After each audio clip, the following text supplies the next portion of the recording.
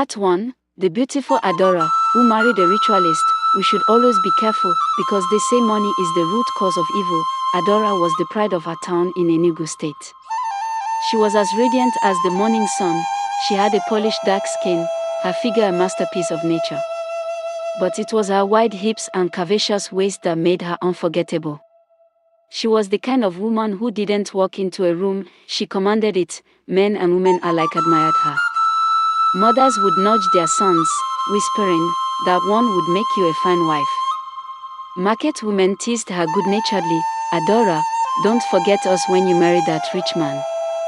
But Adora wasn't just confident, she was proud. Some said arrogant. She knew her beauty gave her power and wasn't afraid to wield it.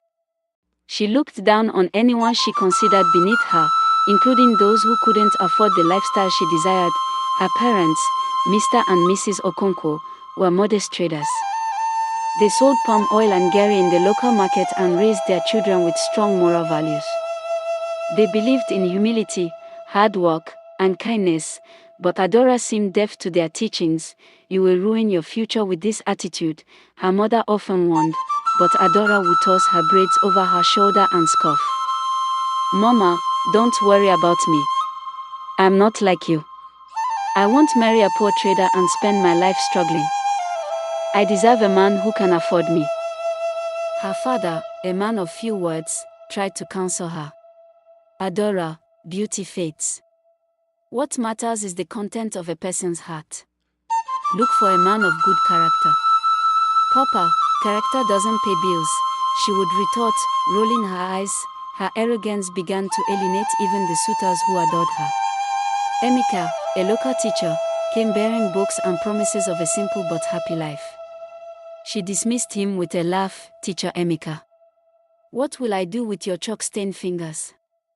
I want a man who wears suits, not uniforms." Kwame, a farmer whose yams fed half the village, was next. He arrived with gifts of tubers and honest words. "Kwame," she said, barely looking at him, "keep your yams for someone who eats bushmeat. I'm meant for champagne." Her parents despaired. Neighbors gossiped. But Adora remained unmoved. She was determined to marry a multimillionaire who could give her the luxurious life she deserved. One day, while shopping at a high-end boutique in the city, Adora met Kwame, another Kwame, but this one was unlike the teacher she had rejected. He was tall, confident, and impeccably dressed. He drove a sleek black car that gleamed in the sunlight, and when he spoke, his voice was smooth as silk. "You're too beautiful to be shopping alone," he said, flashing a dazzling smile. Adora felt her heart flutter. This was the kind of man she had dreamed of.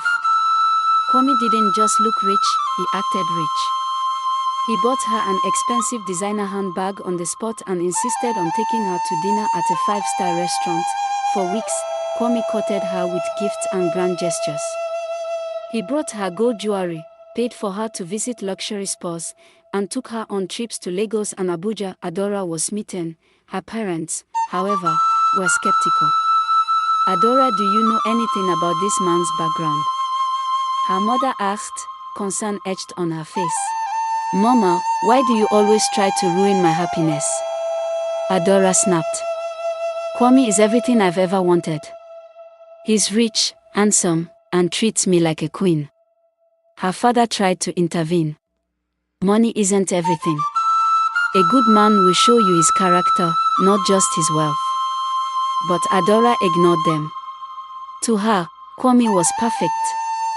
He was her ticket to the life she had always dreamed of. The wedding was a lavish affair.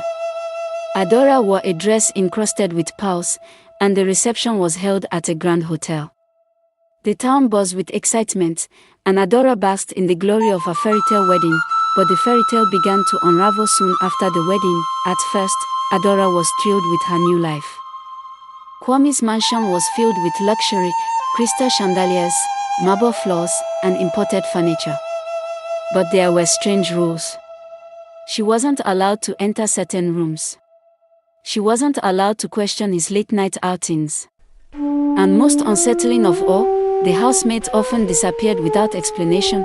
"Want to know what happens next?" Then watch out for part 2. Bye for now.